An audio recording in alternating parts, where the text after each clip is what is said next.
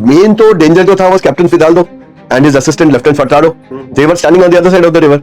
अब उन्होंने देखा कि यहाँ कोई फौजवान नहीं है, तो 12-14 लड़के लफंडर से आ गए बंदूकें पकड़ के और ये चढ़ गए और हमारे सारे बंदों को उन्होंने सरेंडर करा दिया। जैसे परिभाषा सर ये है, जो शस्त्र उठा सके वो क्षत्रिय, बिल्कुल जो हिम्मत से लड़ सके वो क्षत्रिय, वो जाति की जरूरत। बिल्कुल बिल्कुल। और मुगलों का साम्राज्य केवल असम तक नहीं पहुंचा, क्योंकि अहोम डायनेस्टी के जो सेनापति थे उन्होंने ब्रह्मपुत्रा पर इतनी जबरदस्त हार उनको दी थी कि मुगल मुड़कर वापस असम की तरफ मुड़े नहीं। स्थान बना है पूरा, जो एक पिरामिड बना है, वो पिरामिड बना ही ऐसे आधार पे है कि वर्दी में जिसके सितारे अधिक वो ज्यादा अक्लमंद।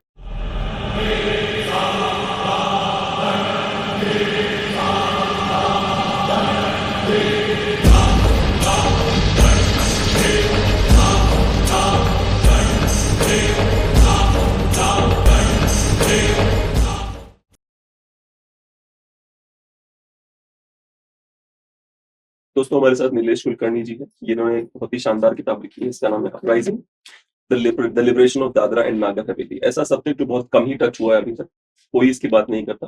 वैसे हमारे देश में इतिहास की बात कोई नहीं करता, क्योंकि एक अजीब सा इतिहास हमने पढ़ा है और हम उसी पे फंसे हुए हैं, अटके हुए हैं। मेरा सबसे पहला सवाल नीलेश सर आपसे यही है, मैंने जो सवाल लिखे मैं वही पूछूंगा।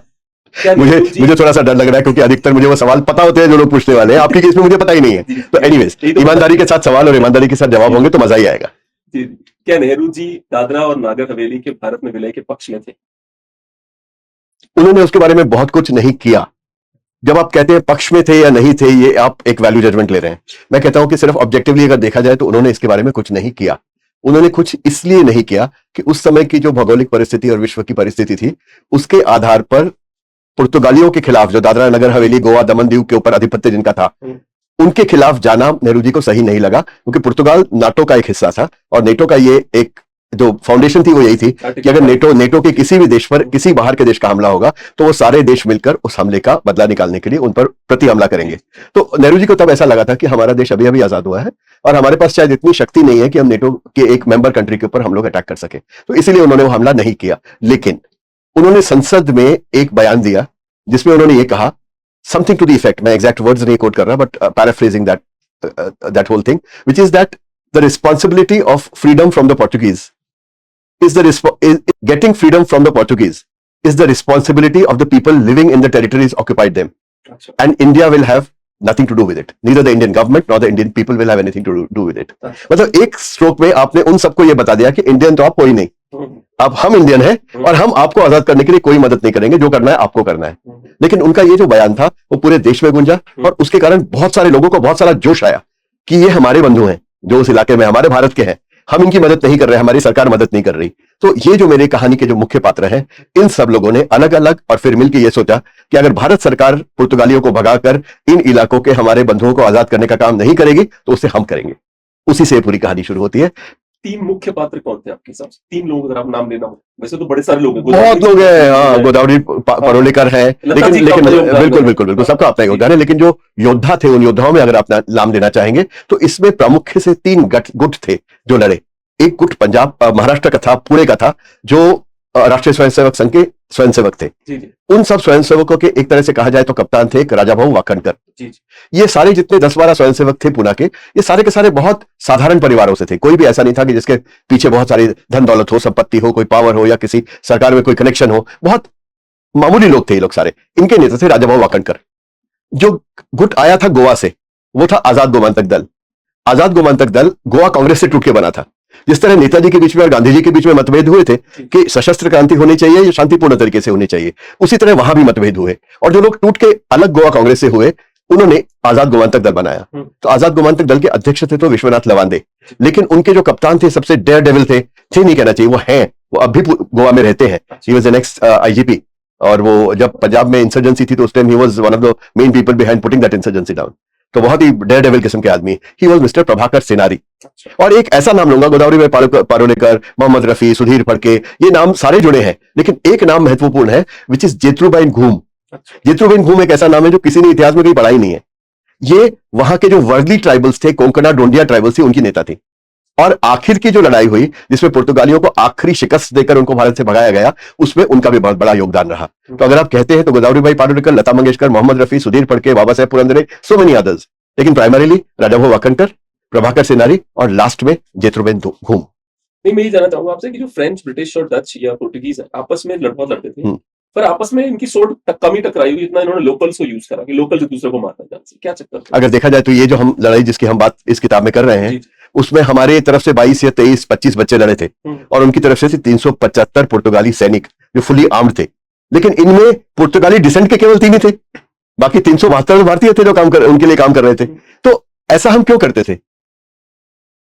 सिर्फ हम उन लोगों को ही क्यों सोचे जो उनकी सेना में भर्ती होते थे? उन राजा महाराजाओं को, नवाबों को और खान बहादुरों को क्यों ना सोचे, जो अपने अपने सेनाएं होने के बावजूद भी अपनी सेना को पूरी तरह से कभी मुगलों के कभी अंग्रेजों के आगे सरेंडर करा के उनकी तरफ से जिनका प्रयोग करते थे। तो ये शायद मानसिकता की कहीं कमी रही हो, कहीं ना कहीं शायद भारत हमारा एक है और हम भारतीय हैं, इसकी शायद हो सकता है कि उस समय बहुत ज्यादा एक अवेयरनेस ही ना रही हो। मतलब जयपुर का आदमी अपने को जयपुरी ही समझता था, जोधपुर का राजा अपने को जोधपुरी ही समझता था। ये सारे मिलकर एक भारतवर्ष की शायद परिकल्पना इनकी बुद्धि में थी नहीं, इसलिए सब लोग अलग अलग सोचते थे कि जहां तक हमारे ग्रुप का, हमारे स्टेट का, हमारे छोटे से इलाके का फायदा हो रहा है तो हम वो काम कर लेते हैं। क्योंकि देखिए सालों से आधिपत्य रहा। आप पूछेंगे जब बाहर से मुगल आए, तुर्क आए, तो उनकी सेनाओं में क्या सारे के सारे वो वहां से लोग लेके आए थे?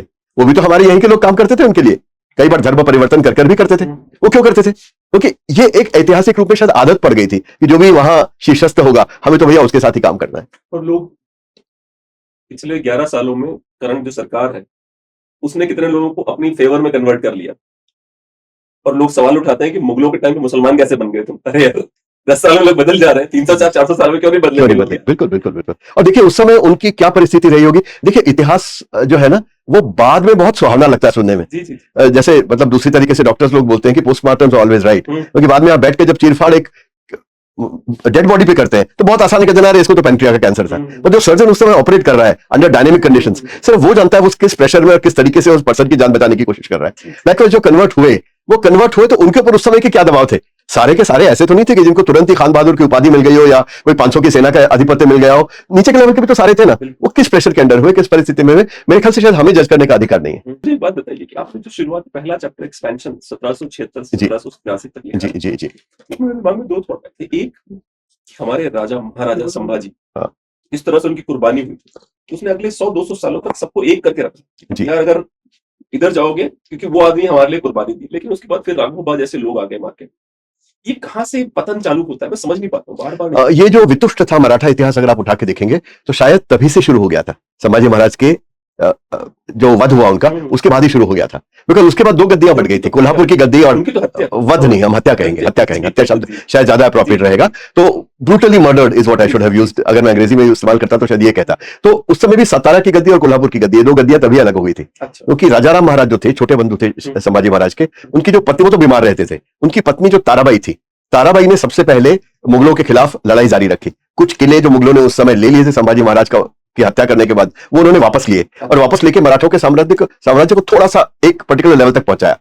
लेकिन उस समय औरंगजेब ने एक चाल खेली कि उन्होंने शाहू महाराज जो संभाजी महाराज के बेटे थे, जिनका गद्दी पे असल में अधिकार था, साहू चमन, उनको उन्होंने बचपन से ही बंदी बना के रखा था और उन्होंने सही समय पर उनको छोड़ दिया कि ये जाएंगे तो शाहू महाराज विरुद्ध ताराबाई और उनका बेटा शिवाजी टू, इनके बीच में आपस में युद्ध होगा। तो वो एक वहां पर डिफरेंस शुरू हुआ मराठों के बीच में। और लेकिन ये सब खत्म हो गया बाजीराव पेशवा के साथ, क्योंकि बाजीराव पेशवा कहने को तो प्रधानमंत्री थे लेकिन डिफैक्टो देखा जाए तो वो राजा थे, क्योंकि वही राज्य चलाते थे, उनके आधार पे चलता था। एक छत्रपति एक टिटुलर हेड थे, जिस तरह प्रेसिडेंट ऑफ इंडिया या कोई और हम इस तरह की लेते हैं, और छत्रपति को ऑबिसेंस दिया जाता था, उनको पूरी इज्जत दी जाती थी और उनको ये अधिकार था कि अगला पेशवा किसको मनोनीत करें। लेकिन बेसिकली पेशवा ही राज चलाते थे। तो बाद में वो यूनाइटेड हुए, लेकिन वही जो एक राज्य को पालने की लालसा होती है वो फिर राघव दादा के साथ उठी। राघव दादा बाजीराव पेशवा के तो बेटे थे, लेकिन उन्होंने अपने ही भतीजे को मरवाया स्पेसिफिकली इसलिए कि उनको पेशवाई के वस्त्र मिले, और उनको फिर हराया उनके कुछ लॉयल लोगों ने। मतलब पानीपत की लड़ाई हुई, पानीपत में तो मराठा साम्राज्य संपूर्ण तरह से एक तरह से अस्त उसका लिखा हुआ था, लाखों मराठे उसे शहीद हो गए, उसके अंदर बच्चे मर गए, बिल्कुल लाखों की तादाद में मर गए, और उसके कारण मराठी साम्राज्य बिल्कुल समाप्त होने को था। लेकिन मैं रूम पे खड़ा हो जाता हूं, इमोशनल हो जाता हूं ये सोचकर। जी जी जी, क्या युद्ध हुआ होगा, जी बिल्कुल, क्या लड़ाई हुई, बिल्कुल। और विश्वास राव ने किस तरह से पानीपत पर किस तरह से लड़ाई लड़ी थी, सालों महीनों तक किस तरह से वो डटे। वहां भी कई थ्योरीज है, लेकिन कई आज नाम लो तो कदाचित बहुत बड़ा बवाल हो जाएगा, लेकिन कई मराठा सरदार थे जिन्होंने ही विश्वास राव का आधिपत्य मानने से मना कर दिया। विश्वास राव जिनको सेनापति बनाया गया, मराठों का समर्थन सिर्फ इसलिए नहीं किया, हरियाणा के जाटों ने, हाँ, क्योंकि इन्होंने उसका बहादुर शाह जफर का छत्र पिघलवा दिया। पिघलवा दिया था, बिल्कुल बिल्कुल। मतलब ये क्या लॉजिक है यार, Absolutely, कि absolutely, मतलब absolutely. वो मतलब एक मुगलों ने एक थॉट सबके दिमाग में डाल दिया था कि हम पर जो हमला करेगा वो, हाँ, हमें रखा है, बिल्कुल हम ही बिल्कुल राजा रहेंगे। बिल्कुल बिल्कुल बिल्कुल। तो माधवराव पेशवा जो है जी जी उनकी जल्दी मृत्यु हो गई। उन्होंने बहुत मेहनत करके मराठी साम्राज्य को फिर एक पर्टिकुलर लेवल तक पहुंचाया। उनकी मृत्यु होने पे उनके बेटे नारायण राव गद्दी पर बैठे और राघवा दादा ने क्लेम किया उसके ऊपर गद्दी पे, और उनको मरवाया और कुछ दिनों के लिए खुद वस्त्र धारण किए पेशवाई के। लेकिन नारायण राव के जो कुछ लॉयल सरदार थे, 12 भाई करके उन्होंने एक संस्थान बनाया, 12 भाई कारस्थान बोलते हैं उसको, मतलब 12 जनों ने, 12 भाइयों ने मिलकर उन्होंने क्या बनाया कि ये गलत है, एक चाचा का एक भतीजे को मारना गलत है, और उसका जो सही तरीके से उत्तराधिकारी है उसकी जगह उनका गद्दी लेना गलत है। तब उन्होंने जो है वो उनके छोटे बेटे को गद्दी पर बिठाया और राघवा दादा को हराया। लेकिन राघवा दादा ऐसा काटा था तो सलता रहा मराठी साम्राज्य पर हमेशा। कभी वो अंग्रेजों में जाके मिल गए, कभी पुर्तगालियों को जाके मिल गए, क्योंकि बाजीराव पेशवा के बेटे थे और उन्होंने इज्जत दी उसको। मतलब प्रतिबद्ध था वही फर्स्ट एंग्लो मराठा वॉर के बाद अंग्रेजों ने राघवा दादा वापस कर दिए थे मराठों को। मराठों ने उन पर किसी प्रकार का बदला लेने की जगह उनको हाथ जोड़कर माफिया मांगी उनसे, और उनसे कहा कि राघवा दादा आप हमारे लिए पूज्य हो और आप कृपया हस्तक्षेप ना करें राजनीति में, बाकी आपको जैसा चाहिए वो आपको हर चीज मिल जाएगी। और तुरंत जाके पुर्तगालियों से मिल गए। और पुर्तगालियों को देखिए उसी से ये सारी बात चलती है कि पुर्तगाली जो थे उनके पास थे राघवा दादा, और उनसे जो लॉयल थे कुछ सरदार, इधर से थे अंग्रेज और दक्षिण से था निजाम। तो मराठी साम्राज्य जब एक छोटे बच्चे के नीचे हाथ के अंदर था, उस समय तीनों तरफ से उस पर दबाव डाला जा रहा था। उसी समय उन पुर्तगालियों ने चाल चली कि उनका एक जहाज था संताना, जो संताना जहाज 5 वर्ष पूर्व धनोजी घोलप ने पकड़ा था, जो मराठाओं के एडमिरल हुआ करते थे। उन्होंने उसका कॉम्पेंसेशन का एक दावा ठोक दिया उनके ऊपर। मतलब 5 साल कुछ नहीं बोले, 5 साल बाद सडनली आके बोले कि भाई वो हमें तो इतना पैसा चाहिए, इतनी जगह चाहिए, इतना ये चाहिए, इतना वो चाहिए, इतना सब देंगे, जानते हुए कि इस समय मराठी साम्राज्य के पास पैसा नहीं है और वो 3 जगह पर लड़ने की शक्ति नहीं रखते। और इसी चीज को देखते हुए जो उस समय पेशवाओं के जो एडवाइजर्स थे उन्होंने सारों ने मिलकर विचार किया कि इनके साथ लड़ना ठीक नहीं, तो उनके साथ एक संधि कर ली। उनको कुछ टीकवुड दिया, उनको कुछ पैसे दिए, और ये दादरा नगर हवेली जिसकी हम अभी बात कर रहे हैं, इसके 72 गांव का महसूल वसूलने का उनको अधिकार दिया, ताकि उस अधिकार में से वो अपने नुकसान भरपाई कर सके। तो this is how actually Dadra Nagar Haveli के 72 गांव ने पास्ड इनटू पोर्चुगीज कंट्रोल। मैं एक बात बोलता हूँ, जो महसूल वसूलने की बात आप जी, आप कॉफी पीते रहो, मैं थोड़ा बोलता रहता हूँ। मेरे परदादा ठाकुर संग्राम सिंह जी, आपको मैंने अपने पिताजी के गार्ड होने की कहानी बताई। जी जी, हाँ, मेरे परदादा जमींदार थे, अच्छा, तो वो लगान वसूलते थे उस टाइम। उनके बच्चों ने एक जनरेशन टफ थी, मेहनत करी, दूसरी जनरेशन ने ऐश करी, तीसरी जनरेशन बिल्कुल सड़क पे आ गई पिताजी वाली। अब चौथी जनरेशन वाले फिर पुश कर रहे हैं, like tough man create easy time creates losers, and then losers create tough time, and tough time again creates tough time. ये वो सर्कल मैंने अपने परिवार में होते हुए देखा। जी जी जी।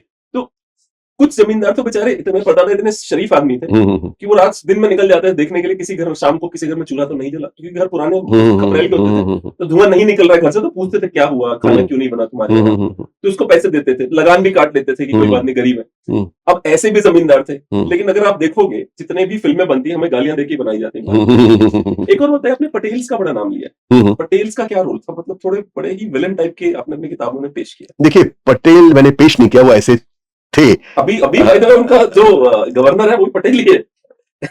आयरनी है इसमें। जी जी जी जी जी। पटेल एक डेजिग्नेशन थी, it's not a name, it's a designation, it's a designation. So when did it become a caste?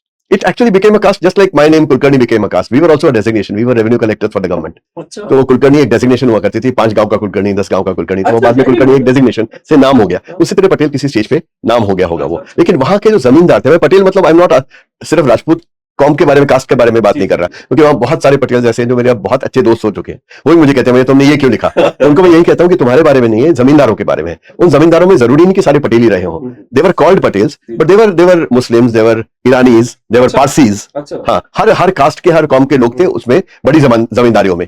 और ये जो बड़ी जमींदार थे ये पुर्तगालियों के एक तरह से हस्तक थे, they were the agents of the Portuguese. और इनका ये काम था कि पुर्तगालियों ने जो कानून बनाया, क्योंकि पुर्तगाली गोवा दमन दीव में थे, दादरा नगर हवेली में उनका इंटरेस्ट थोड़ा सा कम था, क्योंकि इसमें बहुत ज्यादा रेवेन्यू नहीं निकलता था, और दमन दीव और गोवा पोर्ट टाउन्स होने के कारण उनमें इलीगल ट्रेड बहुत होता था, जिनमें सारे अफसर इंटरेस्टेड रहते थे, तो वही रहते थे वो। तो वो यहाँ आते थे केवल महसूल वसूलने के लिए या मजे करने के लिए, तो वो एक्ट करते थे through the Patels, which is a designation थी जिसके थ्रू ऑपरेट करते थे। और ये जो जमींदार थे बड़े, इनको ही पटेला दिया गया था। अच्छा। मतलब बड़े बड़े जो लैंड ओनर थे उनको ही पटेल बनाया गया था उस इलाके का। इसका मतलब Patel means people who keep the revenue records and people who collect the revenue and pass it on to the government, that is the designation. तो अब सबसे बड़े जमींदार जब रेवेन्यू कलेक्ट करने का भी उनका काम होगा और रेवेन्यू रिकॉर्ड्स बनाने का और जमीनों के रिकॉर्ड बनाने का काम होगा, तो क्या करेंगे, सारी जमीनें और ये धीरे धीरे अपने में हड़प लेंगे। जैसे इस तो वही भारत देश के बड़े-बड़े अधिकारी हैं। आप कह सकते हैं वो आज के जमींदार है, वो आज के जमींदार है देखा जाए तो सारी की सारी जमीन हड़पने का उनका काम था। तो वो लोग क्या करते थे, जैसे एक तो ये जो ट्राइबल्स थे वहां अधिकतर ट्राइबल पॉपुलेशन है, ट्राइबल्स को बहुत क्रूरली ट्रीट किया जाता था। मतलब वो जैसे एक तो उनको काम करना पड़ता था जमींदार के खेत के ऊपर, उस जमींदार के खेत पे काम करने को उनको हार्डली एक आना आधा आना ऐसा मिलता था कुछ। 12 घंटे की शिफ्ट होती थी, अगर आप वॉशरूम ब्रेक भी लेते हैं तो आपको चाबुकों से मारा जाता था, उनकी औरतों को उठा लिया जाता था, उनकी चीजें उठा ली जाती थी। जिस साल में मतलब वो सूखा पड़ता था उस साल में उनको अनाज देते थे, और सिस्टम कॉल्ड खाउती। खाउती मतलब अगर मैं आपको इस सीजन में 1 मन अनाज देता हूं तो अगले सीजन में आपने मुझे 2.5 मन लौटाना है। अब 2.5 मन वो कहते हैं कि this was just interest on the capital let out, it was usually as interest. कोई भी लौटा नहीं पाता था, और जब लौटा नहीं पाता तो उसकी औरतें, उसके घर, उसकी जमीन सारे के सारे जमींदार के नाम ट्रांसफर हो जाती औरतों थी। के नाम पे मुझे एक बहुत इंटरेस्टिंग चीज याद आती है। I have read so many books about Nazis and Hitler and his people.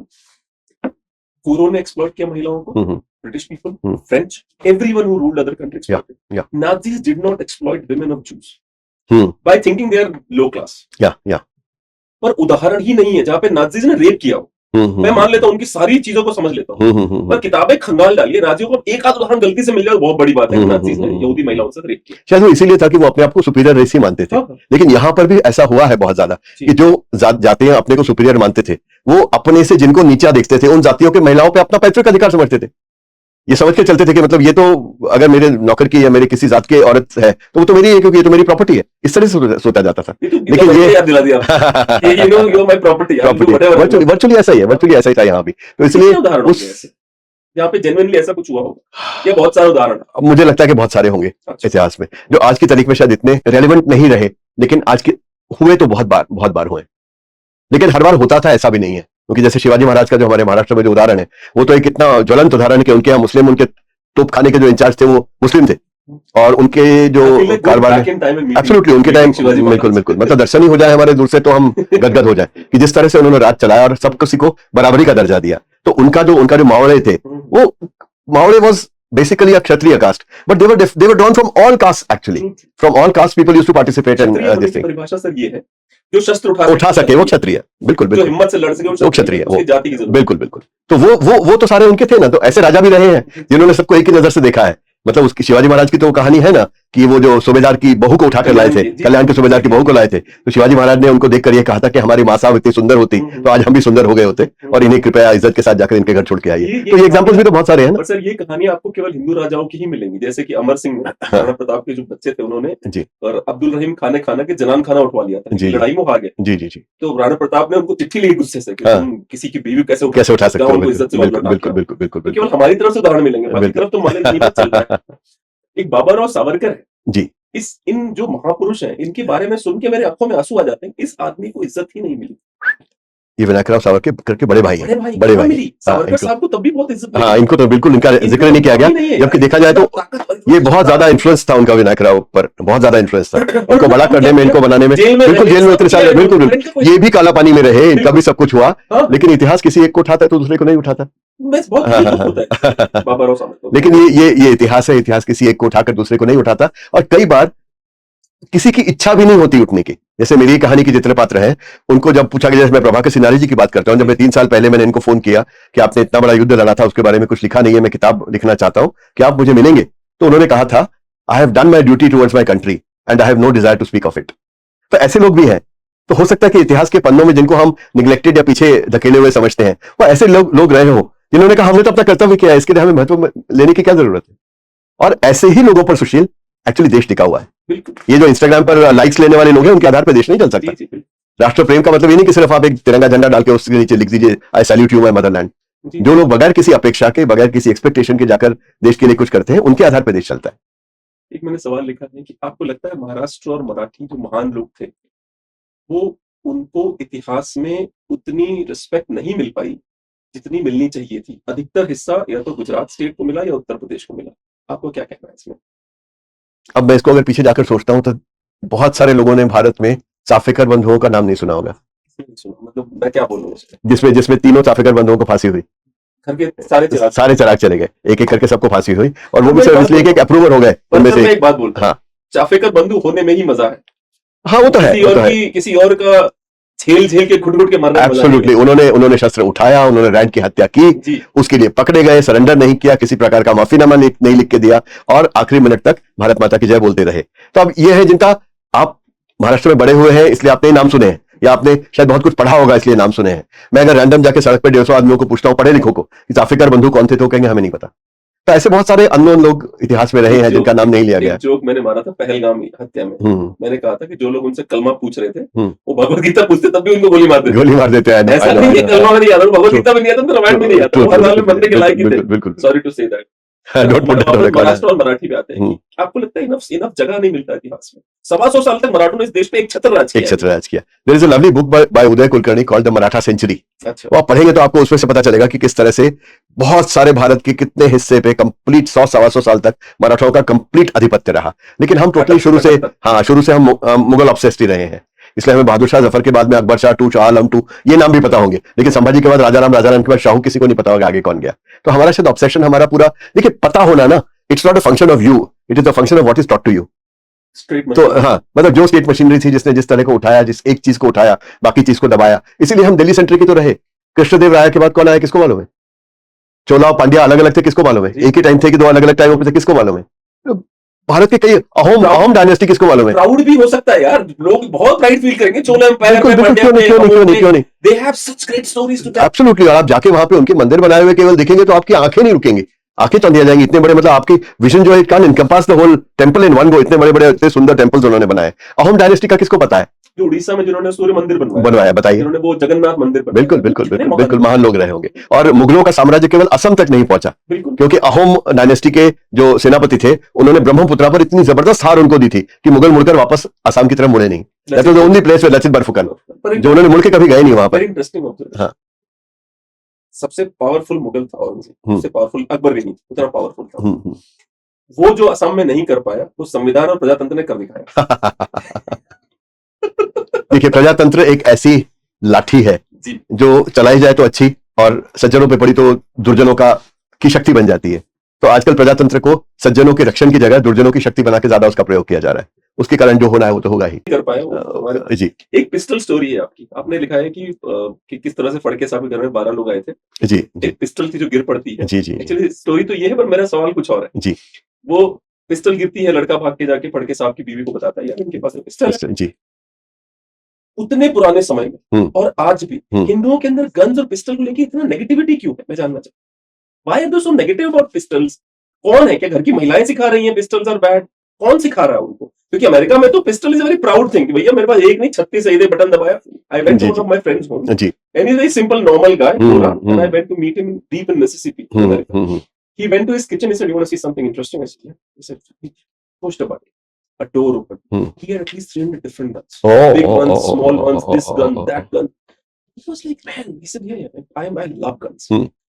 भाई भारत देश में हम हिंदुओं में, विशेष रूप से हिंदुओं में इतना क्यों नेगेटिव? ये आज की तारीख में है, पहले दिनों में नहीं था। क्या हर राजपूत घर में तलवार नहीं रहती थी? अभी भी मेरे पास होती, मैंने कहा ना, जी है ना, हर राजपूत घर में तलवार नहीं रहती थी। उसके बाद क्या बंदूक तान के नहीं चलते थे? आज भी बुंदेलखंड में आप निकल जाए तो क्या सब लोग बंदूक तान के नहीं चलते? तो ये था, लेकिन कहीं ना कहीं अहिंसा का इतना बड़ा जोर चला कि उस अहिंसा के जो आंधी आई, उसने इसको एक नेगेटिव परसेप्शन दे दिया पूरा, कि अगर सुभाष चंद्र बोस ने बंदूक उठाई देश को आजाद करने के लिए, तो कहीं ना कहीं हम ये सोचने पे बाध्य हो गए हैं कि उनका जो कंट्रीब्यूशन था वो शायद अहिंसावादी लोगों से कम था। कौन बोलता है? उन गधों को बताओ आजादी उसी से मिली है यार। बिल्कुल। तो लोग तो कहते हैं कि सबसे मेन जो आजादी मिलने के पीछे जो मेन कारण था वो था 1946 का नेवल रेबेलियन उसके, कि ये एक से एक सीरीज थे। मैं कई बार लोगों को पूरी सीरीज में बताता हूँ कि अगर आप लेंगे नेताजी सुभाष चंद्र बोस से लेके, तो आपका चिटागोंग अपराइजिंग आ गई, चाहे पहले भगत सिंह आए, उसके बाद काकोरी बॉम्ब कांड आया, फिर सुभाष चंद्र बोस आए, गदर पार्टी आई, चिटागोंग अपराइजिंग आई और नेवल म्यूटिनी आई। जिस तरह नॉन वायलेंट मूवमेंट एक पैरेलल एक लाइन पे चल रही थी, लाल किला में जो ट्रायल चल रहे थे वो तो उसी से आगे इंस्पायर हुए थे। और बल्कि नेवल म्यूटिनी के लोगों ने जो एक डिमांड रखी थी उसमें ये था कि इनको छोड़ दिया जाए, जो आजाद हिंद फौज के जो जनरल्स की ट्रायल चल रही थी इन्हें छोड़ दिया जाए। This was one of the things. और this old Congress party, the previous one, I don't know what current one, but the previous Congress party always used to support tourist. हमेशा इनके हथियार गिरफ्त। देखिए, इस केस में जब नेवल म्यूटिनी थी, नेवल म्यूटिनी में तो बिल्कुल क्लियर कट है कि कांग्रेस ने बहुत बुरी तरह से लेट डाउन किया था म्यूटिनियर्स को, क्योंकि उनको जाकर सरदार पटेल जैसे आक्रामक नेता ने भी जाके ये समझाया था कि ये आपका तरीका सही नहीं है, अगर आप हथियार डाल दोगे तो हम आपको ये देख लेंगे कि आपको पूरी इज्जत के साथ नेवी से डिस्चार्ज मिलेगा और आप अपने अपने घर जाकर आराम से रह सकते हैं। लेकिन आज की तारीख में आप ये छोड़ दीजिए। इन नेताओं पर विश्वास रखकर जब उन्होंने हथियार डाल दिए और सरेंडर उनका हो गया, उसके बाद जो दुर्गति उनकी हुई है शायद भारत के इतिहास में किसी की नहीं हुई होगी, कि उनके बदन पे जो कपड़े थे उन कपड़ों के साथ उनको भगा दिया गया वहां से। जिनको नहीं मारा गया, 200 तो मरे, लेकिन उन 200 मरने के बाद बाकी जो बचे थे उनको इस बुरी हालत में मारा गया कि उनके पास घर जान के पैदल जाकर घर गए, रास्ते में खाने के लिए उनके पास पैसे नहीं थे, और कांग्रेस ने उनके लिए कुछ नहीं किया। तो ऐसे बहुत केसेस आती हैं। मैंने भारतीय जनता पार्टी और आरएसएस और बाकी लोग जो भी हैं इस देश में, उनको सरदार पटेल के अंदर बहुत अच्छी अच्छाई नजर आती है।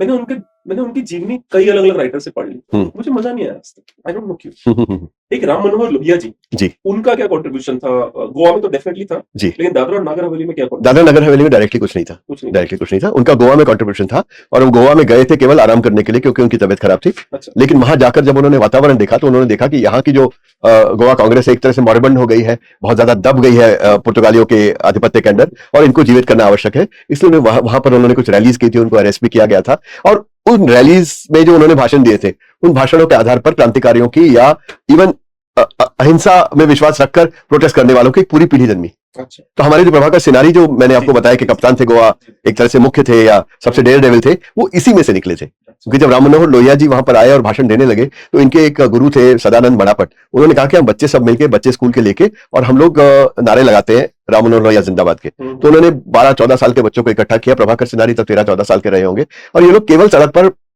भारत माता की जय और राम मनोहर लोहिया जिंदाबाद के नारे लगाते हुए जा रहे थे। तो पुर्तगालियों ने हॉर्स बैक पर आकर इन बच्चों को हिप्पो लेदर बेल्ट से पीटा।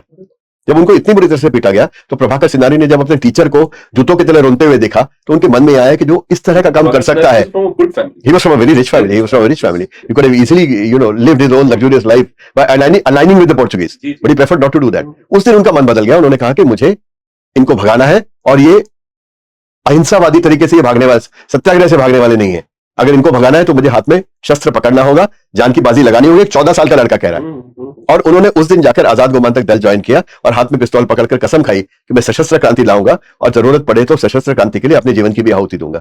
17 साल की उम्र में तो प्रभाकर सिनारी को एंटी नेशनल और टेररिस्ट घोषित कर दिया गया था। By 17 he had robbed a bank, they had robbed the company, his group had robbed the treasury, they had killed a guard, and in the process police were after them. तो इनको solitary में रखा गया था, और इन्होंने खुद ने मुझे बताया that he said I was standing on the Ros Bagos fort and the rule was that when the Portuguese flag went up on the flag post everybody had to salute it.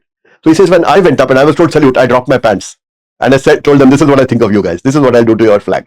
And he says it was so bad that I was put in solitary for months together, hardly given any food, not allowed to meet anyone. और ultimately ये decide किया गया कि इनको वापस पुर्तगाल भेज दिया जाएगा। जब उन्होंने वो सुना कि पुर्तगाल में जाने वाला हूं, तो पुर्तगाल चले जाते तो फिर उसमें एस्केप नहीं थी कोई, क्योंकि पुर्तगाल भी वहां नहीं रखते, और अंगोला वगैरह कहीं भेज देते थे, जो पीनल कॉलोनीज से उसमें भेज देते थे।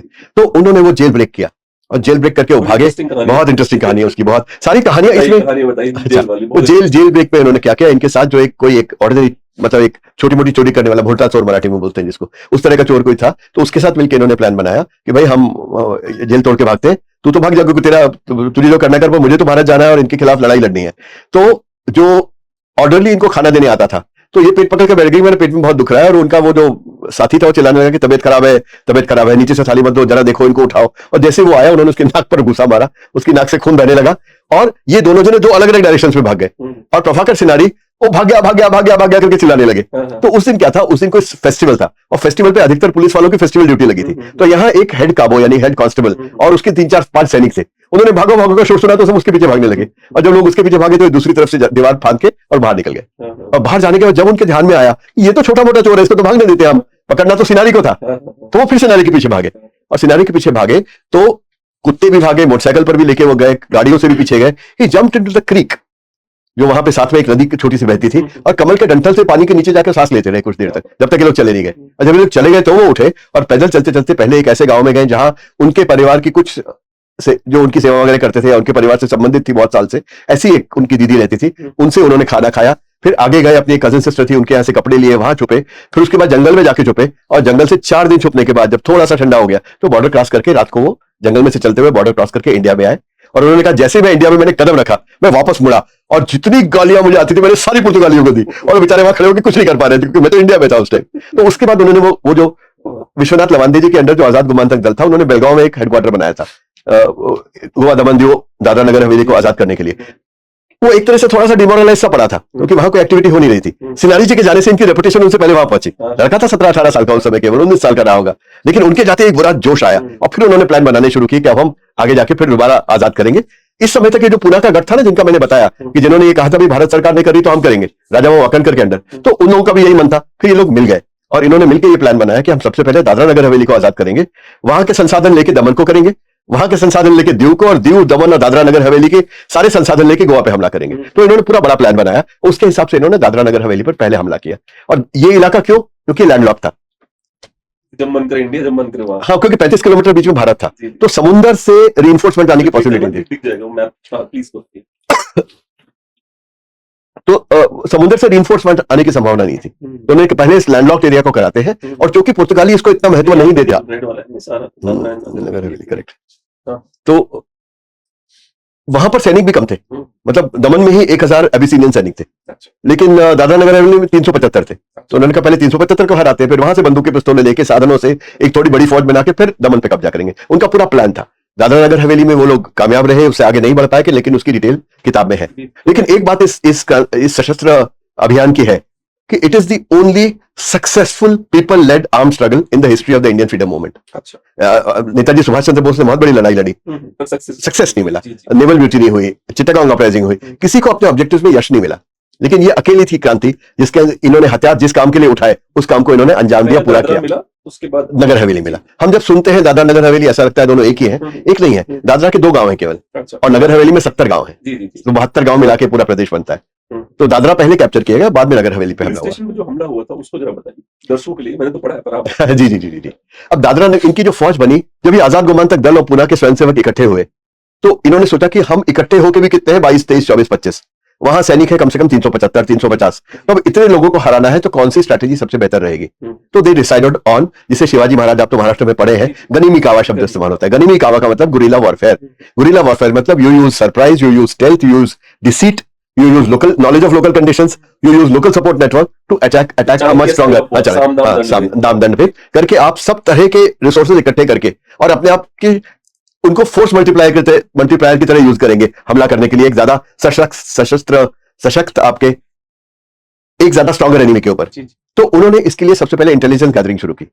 तो अब वो जो गोवा के थे आजाद गोमांतक दल वाले, वो तो पुर्तगाली टेरिटरी में जा नहीं सकते थे क्योंकि उनके अगेंस्ट गोवानीज वारंट थे, और अगर वो वारंट एग्जीक्यूट होकर उनमें से एक भी पकड़ा जाता तो सारे के सारे सीधे पुर्तगाल रवाना कर दिए जाते। इसलिए पूरा के ग्रुप पर ये जिम्मेवारी पड़ी। राजा वो वाकनकर गए वहां पर चूड़ी बेचने वाला बनके, पूरे इलाके में चूड़ी ले लो करके घूमते रहे, और वो सारे पुलिस थानों का, उनके कितने सैनिक हैं, कितने शस्त्र हैं, और कहां पर से टेलीफोन लाइन काटने से वो पुलिस थाना बाकी जगह से कट जाएगा, इसका सबका उन्होंने एक पूरा नक्शा बनाया। लेकिन उनके साथ बड़ी मजेदार बात हुई, वो उस समय थे ब्रह्मचारी, और मतलब परस्त्री की तरफ का हाथ पकड़ने का छोड़ो, उसकी तरफ देखने का भी उनका उस समय कोई उनके अंदर ढाढ़स नहीं था। तो एक स्त्री एक दिन उनको मिल गई जिन्होंने कहा, अरे इधर आओ, तुम चूड़ी बेच रहे हो, तो आओ मेरी बहू को चूड़ी पहना दो। जब वो चूड़ी पहनाने लगे तो उनका हाथ कांपने लगा और चूड़ियां नीचे गिर गई। तो उस औरत ने बोला कि तुम कुछ भी हो, तुम चूड़ी बेचने वाले नहीं हो। चूड़ी बेचने वाला औरत का हाथ पकड़कर चूड़ी चढ़ाने में कभी भी उसका हाथ नहीं कांपेगा। तो उन्होंने सब वहां फेंका, भाग गए वहां से। फिर उसके बाद 2 अगरबत्ती बेचने वाले बन के गए, उन्होंने भी पूरा नक्शा बनाया।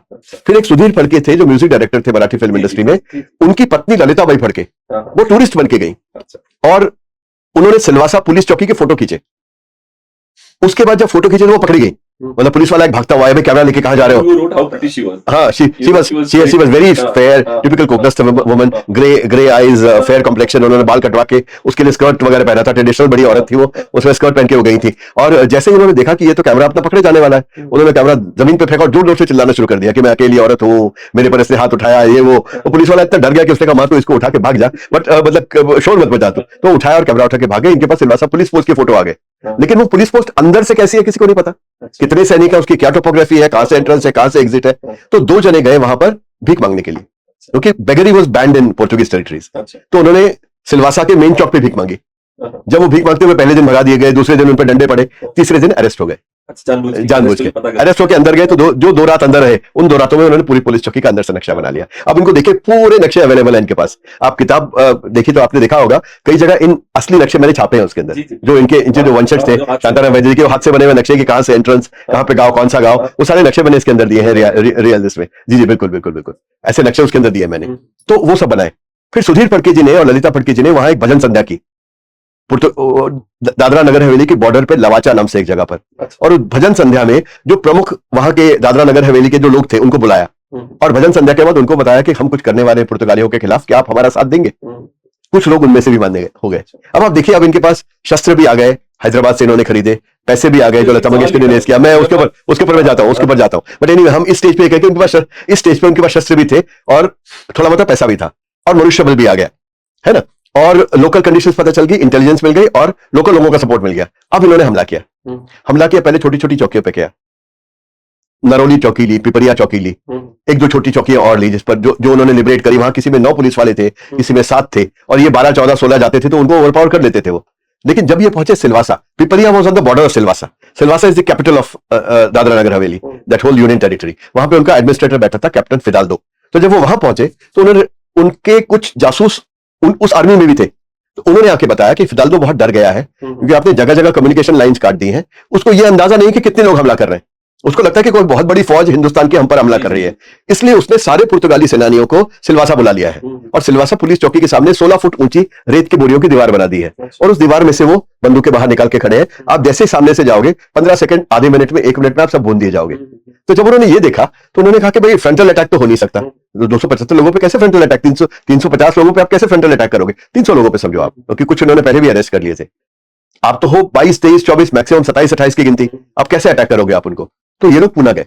पूना में रातों रात शाखा से शाखा, अखाड़े से अखाड़ा, कॉलेज, हॉस्टल, उन्होंने कोई जगह नहीं छोड़ी।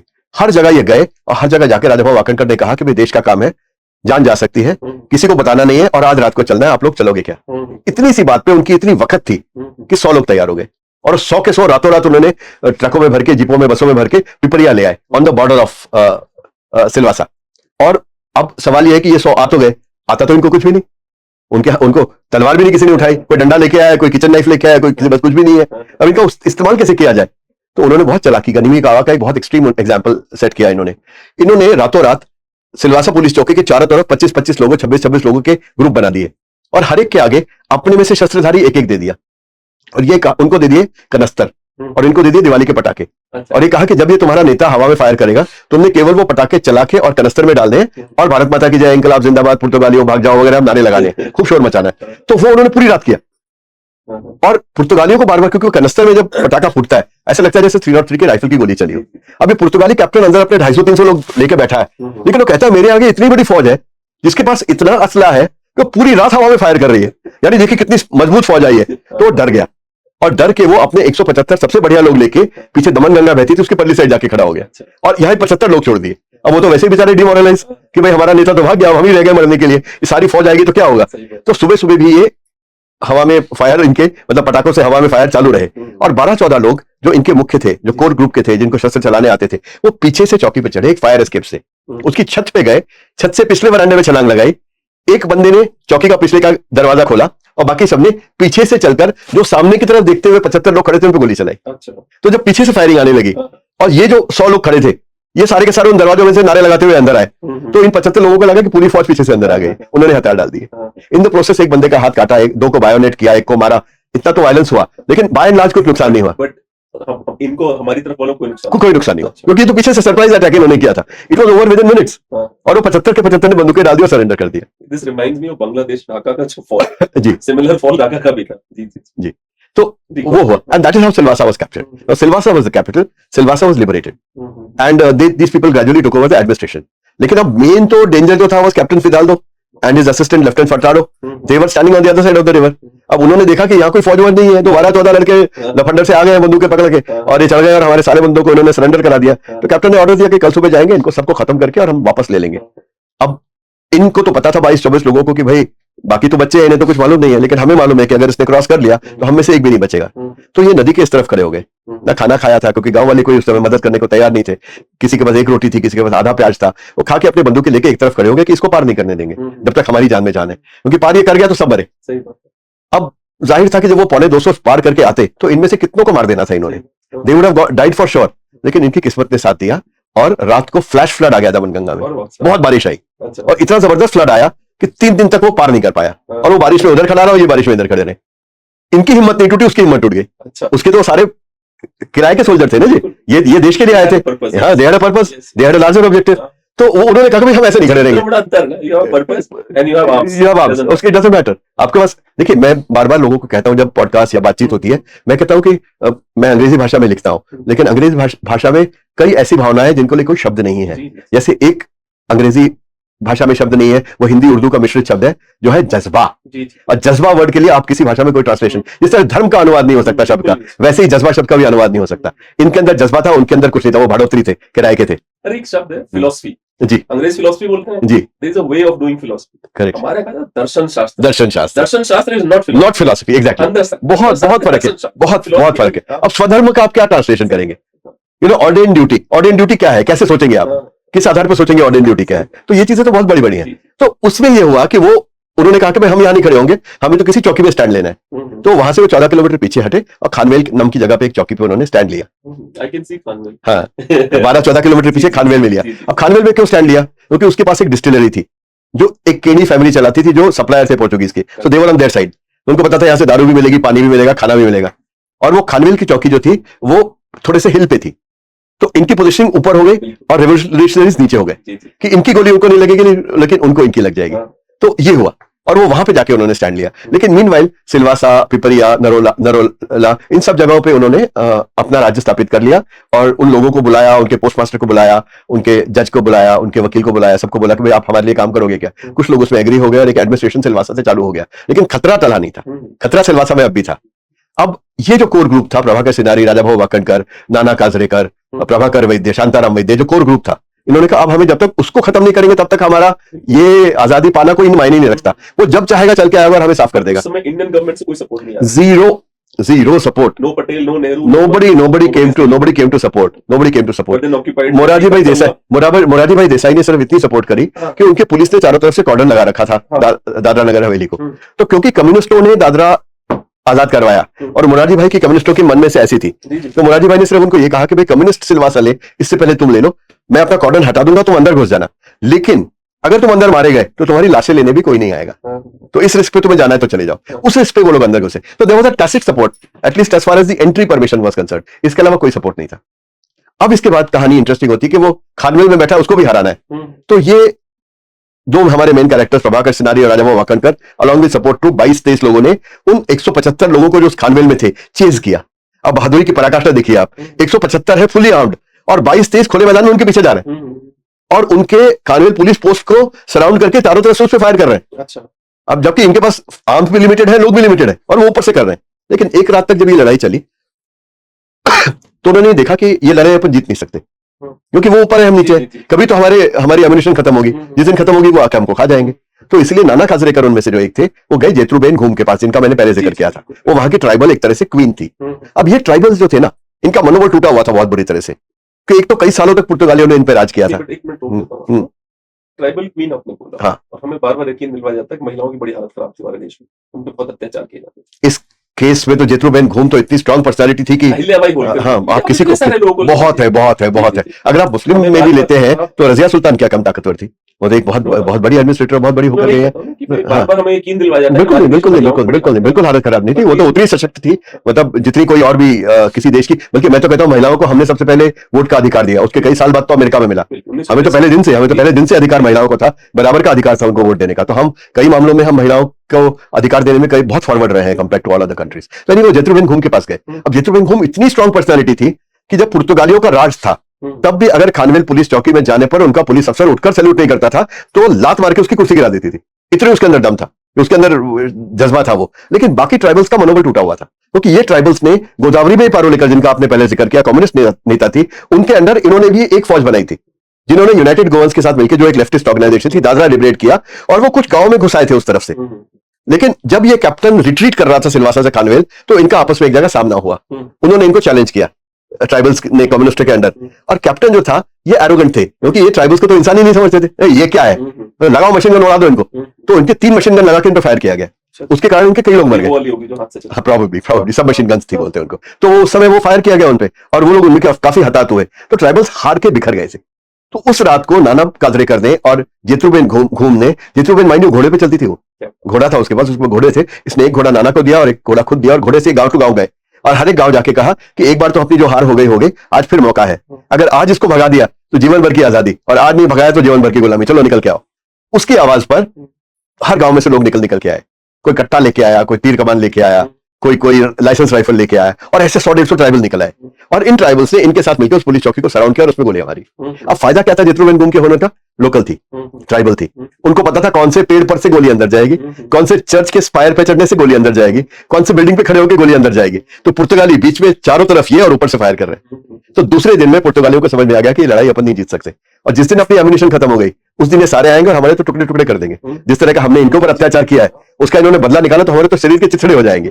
ये सब जानने के बाद पुर्तगालियों ने सरेंडर करने का प्रपोजल दिया, और अल्टीमेटली एक मीडिएटर आया और उन्होंने मिलकर पुर्तगालियों को सरेंडर करा के भारत में ले जाके अरेस्ट करा दिया, and entire Dadra Nagar Haveli was free.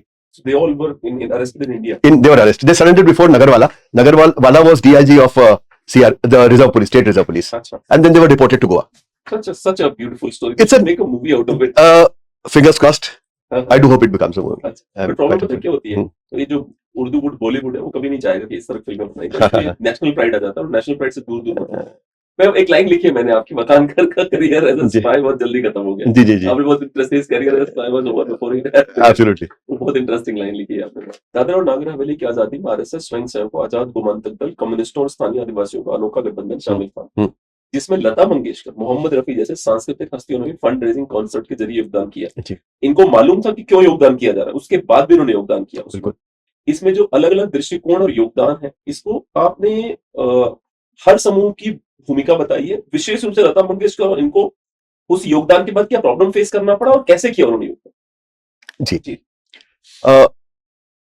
देखिए, जब इन्होंने, हम थोड़ा सा पीछे जाते हैं, जब नेहरू जी ने ये स्टेटमेंट संसद में दिया कि भाई हम भारत कोई हस्तक्षेप नहीं करेगा, इनको आजाद करने के रूप में कोई समर्थन नहीं देगा। अब उस समय ये जो पूना के लड़के थे राजा हो अकंडकर के अंडर, जो तालीम अखाड़े में मिलते थे, तो इन लोगों ने सोचा कि भाई अखंड भारत का तो हम सपना देखते हैं, सावरकर जी ने हमको अखंड भारत का सपना दिखाया है, लेकिन अखंड भारत तो तब होगा जब भारत के ये हिस्से आजाद होंगे। अखंड की तो बात बाद में है जो बटा, लेकिन ये तो हिस्से कभी आजाद रहे ही नहीं, तो इनको आजाद करना जरूरी है, और सरकार नहीं करेगी तो हम करेंगे। जब उन्होंने ये सोचा तो पहला प्रश्न यही आया कि पैसे कहां से आएंगे, बिकॉज क्रांति कहने के लिए बहुत बड़ा शब्द है, लेकिन एक्चुअली तो जब क्रांतिवीर जाएगा तो उसको खाने को भी चाहिए, चलने के लिए उसको कोई व्हीकल भी चाहिए, उसके बाद शस्त्र चाहिए, उनको ट्रेनिंग चाहिए, ये कहां से आएंगे पैसे? तो अब ये कहां से पैसे लाते? साधारण परिवारों से थे, मिडिल क्लास परिवारों से, लोअर मिडिल क्लास परिवारों से, कोई छोटी मोटी नौकरी करता था, कोई कॉलेज में पढ़ता था, कोई छोटा मोटा कोई काम करता था। अब इनके पास साधन तो थे नहीं, तो इन्होंने अपने दोस्तों से कोशिश की, कुछ ज्यादा फायदा नहीं हुआ। कुछ ऐसी संगठन कुछ ऐसे थे जो गोवा, दादरा नगर हवेली की मुक्ति के लिए बनाए गए थे, उनके पास भी गए, उनको कहा हम सशस्त्र क्रांति से करना चाहते हैं, उन्होंने हाथ खड़े कर दिए, बोले साहब नहीं, हथियार उठाओगे तो हम पैसा नहीं देंगे, अगर आपको सत्याग्रह करना है तो आप हमसे पैसा ले सकते हैं। इन्होंने कहा भैया हमारे को नहीं करना है, हम तो हथियार उठाएंगे और हथियार से करेंगे। अब ऐसी स्टेज में आप पैसा लाओ कहां से? तो मैंने एक नाम लिया था, ललिताबाई फड़के और सुधीर फड़के। सुधीर फड़के जी एक बहुत मशहूर म्यूजिक डायरेक्टर है मराठी फिल्म इंडस्ट्री के, हिंदी फिल्मों में भी उन्होंने बहुत अच्छे गाने दिए हैं। एक आपको अगर गाना याद हो, ज्योति कलश छलके, वो गाना जो है सुधीर फड़के जी का म्यूजिक दिया हुआ है। तो ऐसे बहुत मेलोडियस सॉन्ग्स में दिया हुआ है। उनके करियर की जब शुरुआती थी, उन्होंने लता जी के साथ कुछ गाने रिकॉर्ड किए थे। उन्होंने कहा चलो एक आखिरी मौका, चांस लेते हैं, लता जी से बात करेंगे, लता दीदी से बात करते हैं। तो ये सब लोग लता जी के घर में पहुंचे और उनको जाके इन्होंने अपना पूरा प्लान बताया कि हम ऐसा ऐसा करना चाह रहे हैं। बाबा साहेब पुरंदरे, आपने अगर नाम सुना है, हिस्टोरियन है, थे, अब तो he passed away last year at the age of 100, तो उनको पद्म विभूषण मिला हुआ है, दैट लेवल ऑफ हिस्टोरियन। उन्होंने मुझे पर्सनली बताया है कि बोले मैं भी उसका हिस्सा था। जब हम वहां बैठे बता रहे थे, लता जी बैठी थी, उनके चेहरे पे किसी प्रकार का कोई भाव नहीं था। तो जब हमारा बता के हो गया और उन्होंने कोई रिस्पॉन्स नहीं दिया, तो हमको लगा कि अपना यहाँ कुछ बनने वाला नहीं है। तो हम नमस्कार करके उठ के खड़े हुए। बोले उठ के खड़े हुए तो मेरी नजर में आया, लता जी इसलिए नहीं बोली कि वो रो रही थी, उनकी आंखों से आंसू पलट रहे थे। आंसुओं का क्या कारण? कि उनके गांव में जो मंगेश का मंदिर है, जहां से वो मंगेशकर नाम लेते हैं, वो मंगेश शिव का मंदिर है, उस पर पुर्तगालियों ने कब्जा कर रखा था और लोगों को आने जाने में हस्तक्षेप कर रहे थे। तो उसका उनको रोष था। तो उन्होंने ये कहा कि मैं आपकी मदद करूंगी, क्योंकि मदद करने से मैं आपकी नहीं अपने मंगेश की सेवा कर रही हूं।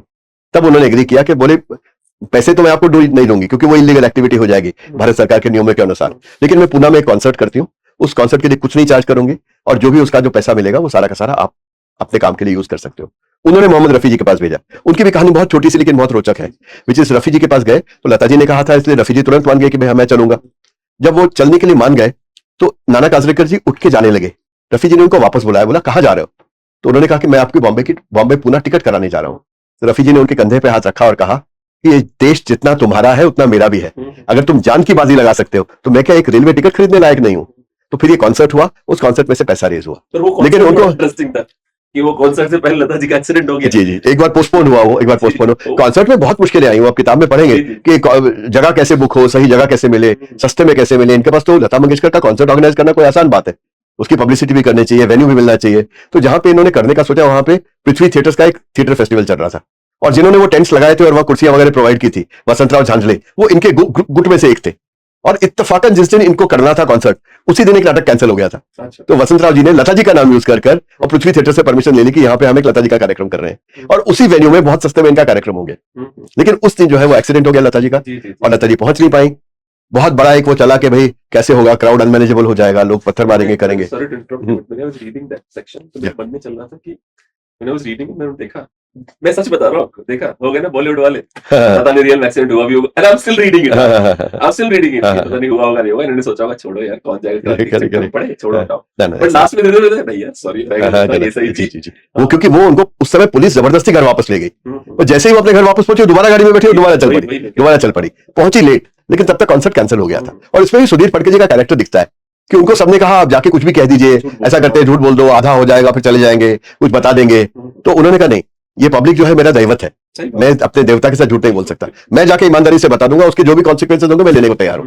उन्होंने अनाउंस किया, लोगों ने विश्वास रखा उन पर, बहुत मुश्किल से 2-5% लोगों ने टिकट कैंसिल कराए, बाकी सब उसी टिकट पर दोबारा आए, और वो कॉन्सर्ट हुआ, उससे पैसे रेज हुए, जिससे हैदराबाद से हथियार खरीदे। 10,000 जी 10,000 रुपए रेज हुए और हैदराबाद से हथियार खरीदे गए, क्योंकि हैदराबाद में, भारत ने हैदराबाद वालों की क्लास लगा दी। और आज तक अनफॉर्चुनेटली एक दल है जिसका नाम है MIM जी, वो तब से आज तक है, और इतनी बेशर्मी है कि नाम तक नहीं बदला इन्होंने। सोचिए, ऐसा नहीं कि चलो कम से कम नाम बदल लेते हैं, अगर हमें छद्म रूप से रहना है जी तो नाम तो बदले, पर देखिए चौड़े में नाम रखे एक सवाल मेरे मन में हमेशा रहता जी, है, एक सवाल है मेरे मन में, वो हाँ। ये है कि आई don't know if you will answer this question. Ask me.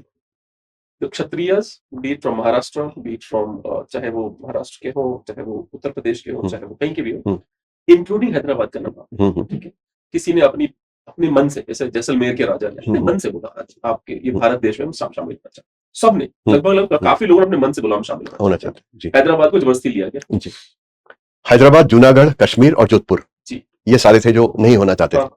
Jodhpur पहले हुए, फिर कश्मीर तो जबरदस्ती हुए, क्योंकि कबायली के रूप में पाकिस्तानी फौजी घुस आए थे। वो जब श्रीनगर के आज से घुसे, श्रीनगर के दरवाजे तक पहुंचे तो महाराजा हरि सिंह ने पटेल को फोन किया, तब इन्होंने कहा कि भाई अगर आप एक्सेशन साइन करते हो तो हम आएंगे, नहीं तो तुम्हें क्या अधिकार है हमें बुलाने का। तो वो हुए। मेरा सवाल इससे बड़ा है, मेरा सवाल ये है कि मैं अभी कई लोग लगे जातिवादी, बिल्कुल जातिवादी, मैं केवल लेजिटिमेट क्वेश्चन पूछना चाहता हूँ। जिन लोगों ने अपनी जमीनें, हमारी जमीनें ले ली गई, एक उदान प्रथा आई, बहुत सारी जमीन ले ली, जितने लोगों ने इस तरह जमीनें भारत सरकार को दी, उन्होंने इस बेसिस पे दी कि चलो भाई हम राजा है, राजाओं का दौर खत्म हो रहा है, प्रजातंत्र आएगा। लेकिन प्रजातंत्र में जो टॉप पे पहुंचे वो राजाओं से भी ज्यादा ऐश करी उन्होंने। करी शब्द गलत होगा इसमें, कर रहे हैं ज्यादा। आपने हमसे हमारी सत्ता छीनी, ये कह के कि तुम सही नहीं कर पा रहे, और मैं चैलेंज करने को तैयार हूं कि 562 रियासतों में से कम 450 ऐसी रही होंगी जहां जनता बड़ी खुश रही होगी। जी जी, 450, जी जी, क्योंकि राजा उनका ध्यान रखता है। जी जी, बिल्कुल। पर हमें ये बताया गया कि नहीं तुम घटिया हो, और हम INS विक्रांत पे, विराट पे छुट्टियां मनाने जाएंगे। बिल्कुल, आप समझ रहे हो ना, ये बहुत ही दुखद है। इसमें कोई जातिवाद नहीं, इसमें केवल एक सोच है कि हम शस्त्र चलाते थे, कम से कम आर्मी में तो हमारी भर्ती होती ज्यादा। बाकी लोगों ने अपने अपने जॉब से, क्यों उनका एक प्रैक्टिस था, एक तरीका था जीने का, सबने अपने अपने कर लिया। केवल जो सबसे बुरे हाल में पहुंचे यही पहुंचे, जिन्होंने अपनी जमीनें दी कि भाई छोड़ो हम क्या करेंगे, हम तुम लोग राज करो, और आज तक हम भुगत रहे। एक और सवाल लिखा था मैंने कि पुलिस वाला हमेशा वर्दी को लेके क्यों लॉयल रहता है, चाहे कोई भी हो, चाहे उस समय वहां के पुलिस वाले रहे हो, दादरा नगर हवेली के, चाहे वो आज के पुलिस वाले, वर्दी को लेकर लॉयल्टी क्यों है पुलिस वाले, क्या लगता है? क्या जैसे नहीं कि उनकी जो पूरी संस्थान बना है, पूरा जो एक पिरामिड बना है, वो पिरामिड बना ही ऐसे आधार पे है कि वर्दी में जिसके सितारे अधिक वो ज्यादा अक्लमंद। क्योंकि अगर आप ऐसा नहीं करेंगे तो संस्थान चल ही नहीं सकता। अगर आप हर सैनिक को ये अधिकार देंगे कि वो पूछता रहे कि गोली तो चलानी है लेकिन क्यों, इस पे चलानी है लेकिन क्यों, तो इसीलिए उसको शुरू से इसी तरह रखा जाता है कि जब कहा जाए तो चलाओ, जब कहा जाए तो बंद करो। तो एक ऑटोमेटिक थिंकिंग हो जाती है, जो भी उसमें जाना चाहता है वो इस बात को एक्सेप्ट करके जाता है कि मुझे तो ये हायरार्की को मानना पड़ेगा, अपने से नीचे वालों को ऑर्डर देना पड़ेगा और अपने ऊपर वालों को सुनना पड़ेगा। इसलिए वो ऑटोमेटिक शायद वो लॉयल्टी बन गई है। वो लॉयल्टी देश के प्रति लॉयल्टी में ट्रांसफर नहीं हो पाई बहुत ज्यादा कहीं। वन क्वेश्चन इन मराठी जरूर। तुम्ही मंडलास की ही स्टोरी शोधल्या, योगायोगांची सिरीज लागली। हाँ हाँ बिल्कुल, स्पेशली 1954च्या पंडात भाग घेतलेल्या अरविंद मानोलकर, हो, हो, हो. आपण आम्हाला सांगू शकतो की त्या रॅन्डम भेटीने आपल्या लेखक म्हणूनच्या इमोशनल आणि इंटेलेक्च्युअल जर्नीला कसं शेप दिलं? याच्यात मराठी किती आलं? इमोशनल आणि इंटेलेक्च्युअल जर्नीला कसं शेप दिलं म्हणजे मराठी काय त्याच्यामध्ये? तेवढं बोललो मी, तेवढं टाकलं त्याच्यामध्ये. क्रियापद फक्त तेवढी आली, बाकी शब्द सगळे इंग्रजीचे आले त्याच्यामध्ये. हा. Because of my training in English, Huh. especially in the call center stuff. I think in English and then I write in other languages. That's I know it happens. unfortunate. Please, let's go ahead. Yeah. मराठीत उत्तर दूं? नहीं हिंदी में जवाब दूं? आपने मतलब पहले सबसे पहले मुझे इस प्रश्न का अनुवाद करना पड़ेगा, विच इज के अरविंद मनोलकर जी मुझे मिले और उनके मिलने का जो योगायोग था, उस योगायोग से ये पुस्तक बनी. तो जिसे थोड़ा सा पार्श्वभूमि बताना देखने वालों को जरूरी होगा कि मैं अपनी पुस्तक जो है in the footsteps of Ram travels with the Ramayana, इसके लिए नासिक जा रहा था. और नासिक में मुझे ट्रेन से जाना अच्छा लगता है. मुझे हवाई जहाज जो है ना एक पाइप सा लगता है जिसके अंदर आपको जबरदस्ती ठूस दिया गया और जा रहे हैं. ट्रेन में कैसे आप घूम रहे हो, खा रहे हो, पी रहे हो, गप मार रहे हो, बड़ा मजा आता है मुझे उसमें. तो हम लोग ट्रेन में जा रहे थे और सेकंड एसी में इस तरफ मैं और मेरी पत्नी बैठे थे, उस तरफ एक बुजुर्ग आदमी और उनके बेटे बैठे थे. That man must have been 80s at that time. Marathi बोल रहे थे. तो हमने उनसे बातचीत की कि भाई आप भी मराठी, हम भी मराठी बात करते हैं. तो मैंने उस लड़के से पूछा कि आपके पिताजी, आप दिल्ली से आए हो तो क्या करने आए थे? तो बोले साहब होम मिनिस्टर साहब से मिलने गए थे. मैंने कहा किस लिए? तो बोले मेरे पिताजी आजादी के युद्ध में इन्होंने भाग लिया था. तो मैंने उनको ये कहा कि आप गांधी जी के साथ थे. तो बड़ा मजेदार उसमें है, उन्होंने कहा गांधी, मेरे पिताजी ने तो बंदूक उठाई थी. तो मैंने पूछा बंदूक कहाँ उठाई? मतलब नेताजी सुभाष चंद्र बोस के तो टाइम हो नहीं सकता क्योंकि टाइम पहले चला गया. भगत सिंह का हो नहीं सकता. ये क्या नेवल म्यूटिनी में थे 46 में? वो भी बड़ी मुश्किल लग रहा है, लेकिन क्या कहता नहीं है, दादरा नगर हवेली के संग्राम में इन्होंने बंदूक उठाई थी. और माइंड यू मनोहर का काका उन 12 लोगों में से थे जो पीछे से चढ़ के गए थे ऊपर सिलवासा की पुलिस चौकी में पहला हमला करने के लिए. उनमें वो एक थे, उनमें एक थे. तो तब उन्होंने मुझे पूरी कहानी सुनाई और इस कहानी से मेरे को इतना मैं प्रभावित हुआ. मैंने उनसे पूछा इस पर कुछ लिखा गया है? तो बोले हमने 1-2 आर्टिकल छापे हैं और एक सुविनियर निकाला है, उसमें कुछ थोड़ा सा लिखा है, लेकिन इससे ज्यादा कुछ लिखा हुआ नहीं है. तो मैंने उनको तुरंत बोला, मैंने कहा मैं लेखक हूं और मैं इसकी पुस्तक बनाना चाहता हूं. तो फिर मैं इनके लोगों के पीछे लगा और करीब 2.5 साल की रिसर्च के बाद ये पुस्तक निकलकर अल्टीमेटली बाहर आई. तो मेरे पे क्या उसका असर पड़ा? मुझे कुछ ऐसे लोगों से मिलने का मौका मिला जो बिल्कुल सेल्फलेस थे. इन लोगों ने वहां लड़ाई करी और जिस दिन खानवेल खत्म हुआ 15 अगस्त को 1954 को आकर एक विक्ट्री मार्च हुआ सिलवासा के अंदर. उस विक्ट्री मार्च में सबने भाग लिया, एक बहुत बड़ा जुलूस निकला and it was declared independent. उसके बाद ये सारे के सारे शाम को अपने अपने बक्से उठाए और बगैर वहां से कुछ लिए अपने अपनी लाइफ में वापस चले गए. देखिए आज की तारीख में एक अगर म्युनिसिपल काउंसिलर की कुर्सी मिल जाती है तो उसको छुड़वाते आपकी हालत खराब हो जाती है. इंसान छोड़ के राजी नहीं होता. इनको तो एक पूरा राज मिला था, लेकिन उस पूरे राज से हाथ धो के चले गए. हमारा कर्तव्य यही तक का था, इसके बाद हमारा काम नहीं है. केवल हिंदुइज्म देता है. ये बिल्कुल ठीक है. ये जिस तरह के समर्थन, जिस तरह का जिसका समर्थन, मतलब इसका ये कि बिल्कुल समर्पण से काम करना है जो करना है. तो सारे वापस चले गए. मुझे ऐसे जो लोग ये जो मिले ना कि जो मुझे ये कहते हैं कि I have done my duty towards my country and I have no desire to talk about it, इन लोगों ने मुझे बहुत प्रभावित किया कि अभी भी लोग ऐसे हैं जो केवल कर्तव्य, देशभक्ति ये समझकर काम करते हैं बिना किसी लालसा के. बल्कि इनको तो बहुत सालों तक फ्रीडम फाइटर का तकमा नहीं मिला था. ये जब जाते थे कांग्रेस के राज में और कहते थे कि हम लोग, ये तो गए ही नहीं. एक तो पहली बात ये तो गए ही नहीं, क्योंकि इनको जब भी कहा गया आप फ्रीडम फाइटर में अपना नाम रजिस्टर कराइए तो इन लोगों ने पूछा कि क्या होगा. बोले पेंशन मिलेगी, टिकट मिलेगा रेलवे का, ये वो. तो इन्होंने कहा इसलिए थोड़ी गए थे, हम तो देश के लिए गए थे, इस सब की क्या जरूरत है. लेकिन आखिर में जब कन्विंस हो गए तो जब इनकी फाइल गई सेंट्रल मिनिस्ट्रीज में तो इनसे पूछा गया कि आप कौन सी जेल में थे. इन्होंने कहा हम जेल में नहीं थे, हमने तो 375 लोगों को जेल में डाला था. बोले फिर आप फ्रीडम फाइटर नहीं हो. अच्छा. उनकी परिभाषा ये है कि जो जेल में रहा होगा, जेल का सर्टिफिकेट है तो आप फ्रीडम फाइटर हो, मैं तो नहीं. भले ही वो शानदार तरीके से बेड पे डिस्कवरी ऑफ इंडिया लिखे, कोई फर्क नहीं पड़ता. आपके पास जेल के अंदर आपने क्या किया इसका किसी से कोई संबंध नहीं है. जेल का सर्टिफिकेट आपके पास है कि आप इतने दिन जेल में थे तो आप फ्रीडम फाइटर हो. तो इनको फ्रीडम फाइटर का दर्जा नहीं मिला. ये तो जब अटल जी की सरकार आई तो पहली बार इनको रिकॉग्नाइज करके इनको दर्जा और पेंशन दी गई. तब तो ये लोग इस रिकॉग्निशन में आए कि भाई राष्ट्रपति ने इनसे मुलाकात की या प्रधानमंत्री ने इनको बुलाकर पूछा, तो इनकी इतनी तो वैलिडेशन हुई कि भाई हमने कुछ किया तो लोगों को पता है. लेकिन मैं सच में अपने आप को सुशील बहुत ब्लेस्ड मानता हूं कि मेरे हाथ में यह काम सौंपा गया ईश्वर द्वारा कि मैं इनकी इस कहानी को भारत के सामने लाऊं जो कभी नहीं आज तक आई थी. तो मैं तो समझता हूं कि दो सीरीज ऑफ कोइंसिडेंसेस जिसके साथ मैं इस पुस्तक पर पहुंचा हूं, पुस्तक को बनाने में सफल रहा हूं, ये कहीं ना कहीं उसका हाथ है. मैं बहुत लकी फील करता हूं कि आपने फोन पे जिद करी थी. हमारे जो लोग थे, जिन लोगों ने आपसे कांटेक्ट किया था कि उनको बोलो ये वाली बुक पढ़े, ये बुक पे चर्चा करना चाहता हूं, ताकि उन दोनों बुक पे. सो एक और अंतिम सवाल है कि एक ऐसे लेखक के रूप में जो ट्रैवल करता है, बच्चों की किताबें लिखता है, इतिहास और गैर इतिहास के बारे में लिखता है, ये आपने भूली बिसरी कहानियों को आपने दोबारा से एक लाइफ दी है.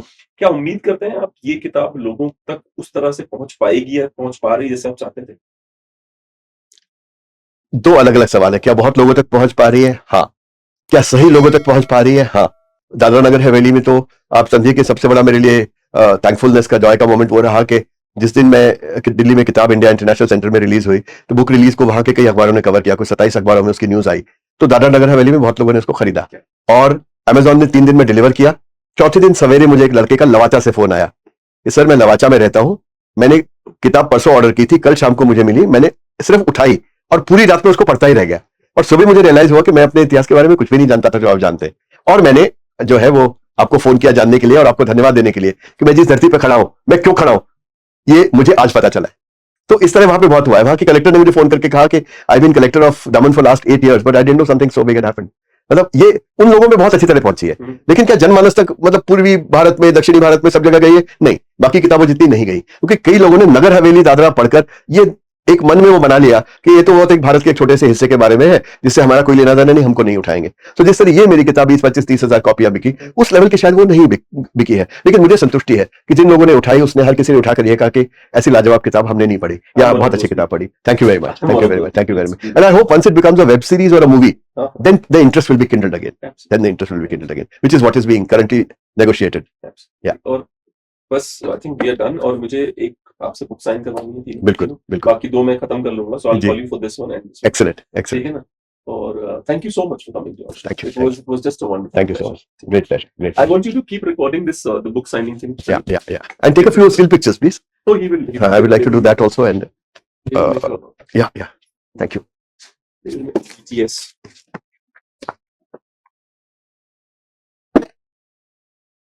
You spell it with a I or a double E? SUSHIL. SHIL.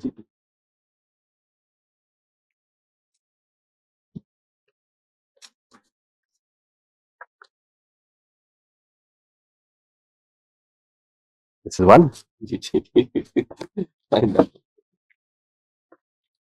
I hope you were okay. Like you found Absolutely. the questions. Absolutely.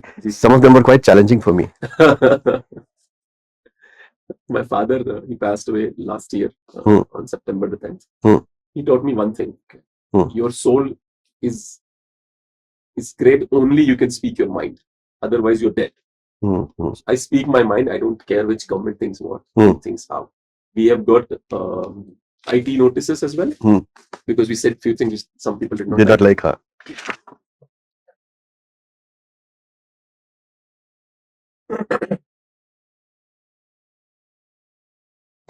मुझे भगवत गीता का एक श्लोक याद आता है जी। भगवान कृष्ण अर्जुन से कहते हैं, हतो वा प्राप्स्यसि स्वर्गम जीत्वा भोक्ष्यसि महिम बिल्कुल, तस्मात् उत्तिष्ठ कौन्तेय युद्धाय कृतनिश्चय। ट्रू मरोगे तो स्वर्ग पाओगे, नहीं तो धरती का राज्य करोगे। बिल्कुल बिल्कुल, इसलिए बिल्कुल सब चिंताएं छोड़ो, युद्ध करो। सही सही, मुझे वो हमेशा याद रहता है, सही। हमेशा मैं उस पर चलने की कोशिश करता हूँ। वो बात और है कि एक और रिलीजन ने इसी को जिहाद के रूप में पब्लिश कर दिया सबको, क्योंकि अगर आप जिहाद की परिभाषा देखेंगे तो सेम है जो भगवान कृष्ण अर्जुन से कह रहे हैं।